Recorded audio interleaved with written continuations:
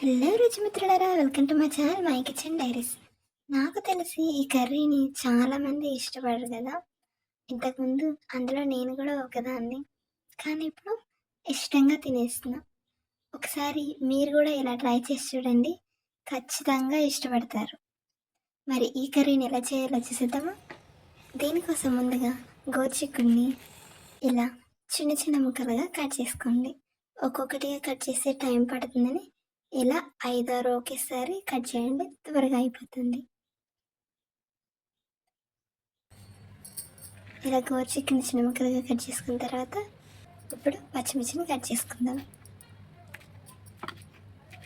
3 పచ్చిమిర్చిని తీసుకొని ఇలా చూపిస్తున్న విధంగా కట్ చేసుకోండి.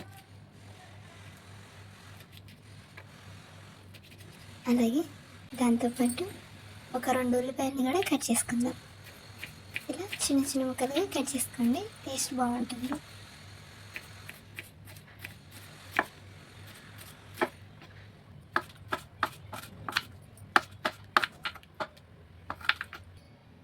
ఆ తర్వాత ఒక 2 టమాటాలను కూడా కట్ చేసుకుందాం. టమాటాలను కూడా ఇలా చూపిస్తున్న విధంగా చిన్న చిన్న ముక్కలుగా కట్ చేసుకోండి, అప్పుడే కర్రీకి టేస్ట్ వస్తుంది. మీరు కూడా ఇలా కట్ చేయండి, బాగుంటుంది.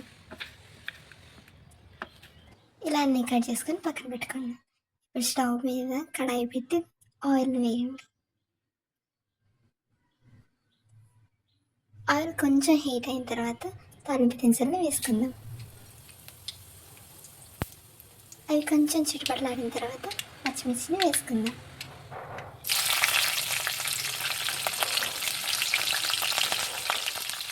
అలాగే కట్ చేసి పక్కన పెట్టుకున్న ఉల్లిపాయ ముక్కలను వేసుకుందాం. ఇప్పుడు అంతా కలిసిలాగా ఒకసారి కలుపుకొని లో ఫ్లేమ్లో వేయించండి.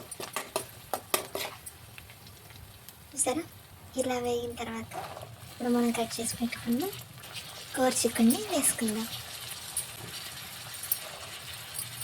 ఇలా అంతా వేసుకున్న తర్వాత ఇప్పుడు కొంచెం పసుపు వేసుకుందాం.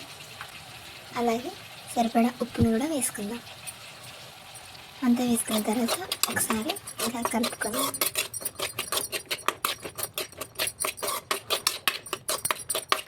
అంతా కలిసిన తర్వాత ఒక 10 నిమిషాల వరకు లో ఫ్లేమ్లో మగ్గనిద్దాం. చూసారా, ఇలా మగ్గిపోయిందా? ఇలా మగ్గిన తర్వాత మాత్రమే టమాటా ముక్కల్ని వేసుకుందాం. ఇవన్నీ ఒకసారి కలుపుకుందాం. అంతా కలిసిన తర్వాత మూత పెట్టుకొని మీడియం ఫ్లేమ్లో ఒక 10 నిమిషాలు ఉడకనిద్దాం. చూసారా, టమాటాలు ఎంత బాగా ఉడికిపోయినాయో. ఇప్పుడు ఇలా ఉడికిన టమాటాను ఒకసారి కలుపుకొని గోరుచిక్కుడు ఉడకడానికి కొంచెం నీళ్ళని వేసుకోండి.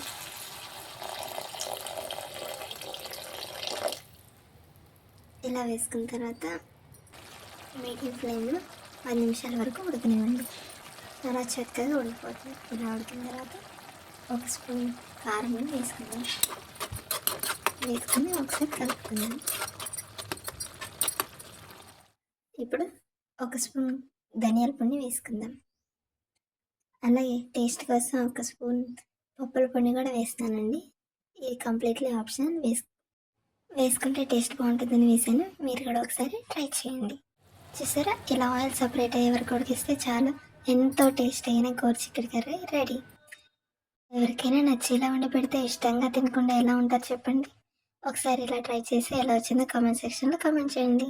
ఇలాంటి మరిన్ని వీడియోస్ కోసం like, share and subscribe to my channel my kitchen diaries. మరో వంటతో మళ్ళీ కలుద్దాం.